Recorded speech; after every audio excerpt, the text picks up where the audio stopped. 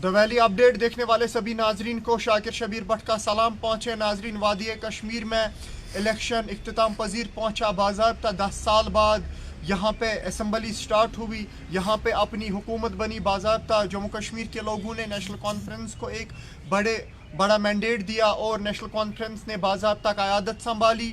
उमर अब्दुल्ला ने बतौर वज़ीर आला 16 अक्टूबर को हलफ लिया। बाज़ाब्ता मिनिस्टर्स को चुना गया और उसके साथ साथ जो बाकी जिन मेंबर्स ने, जिन लीडर्स ने अपने अपने हल्के इंतखाबात से कामयाबियाँ हासिल की, उन्होंने बाज़ाब्ता कुछ दिन पहले सिविल सेक्रेटरीट में हलफ उठाया। बाज़ाब्ता अब लेफ्टिनेंट गवर्नर मनोज सिन्हा ने असम्बली का पहला सेशन कॉल किया है और 4 नवंबर को ये सेशन बुलाया गया है।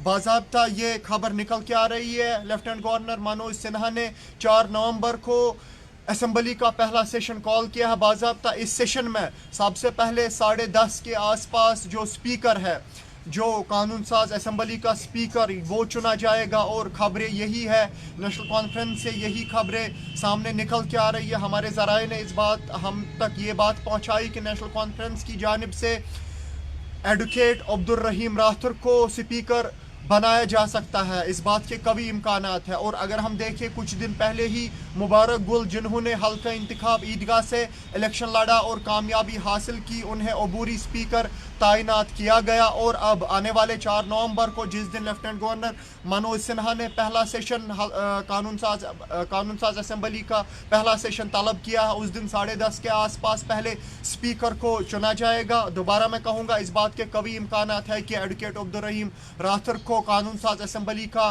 स्पीकर बनाया जा सकता है। और अगर हम डिप्टी स्पीकर की बात करें तो नेशनल कॉन्फ्रेंस ने ये ऑफर भारतीय जनता पार्टी को की है कि, क्योंकि अगर हम देखें नेशनल कॉन्फ्रेंस के बाद दूसरी बड़ी जो पार्टी सामने निकल के आई, क्योंकि भारतीय जनता पार्टी को जम्मू प्रोविंस में वाजिया अक्सरियत मिली और 29 सीटों पे भारतीय जनता पार्टी कामयाब हुई। और अगर हम देखें, अपोजिशन की एक बड़ी पार्टी सामने निकल के आ रही है, भारतीय जनता पार्टी, और भारतीय जनता पार्टी को ऑफर किया गया है कि वो अपना डिप्टी स्पीकर चुने और डिप्टी स्पीकर का वो ओहदा संभाले। लेकिन भारतीय जनता पार्टी, जो हमारे ज़राए ने हम तक खबर पहुंचाई, अभी बातचीत चल ही रही है, सलाह मशवरा चल ही रहा है भारतीय जनता पार्टी में कि कौन से उम्मीदवार को डिप्टी स्पीकर रखा जाएगा। और ये बात भी देखने वाली होगी, अगर हम माजी में देखें, क्योंकि 10 साल बाद यहाँ पे असम्बली स्टार्ट होगी, बाज़ाब्ता सेशन लगेगा। अगर हम माजी की तरफ देखें तो असम्बली का एक बहुत बड़ा अरसा शोर और शराबे में ही निकल जाता था, लोगों की बातें कम और शोर शराबा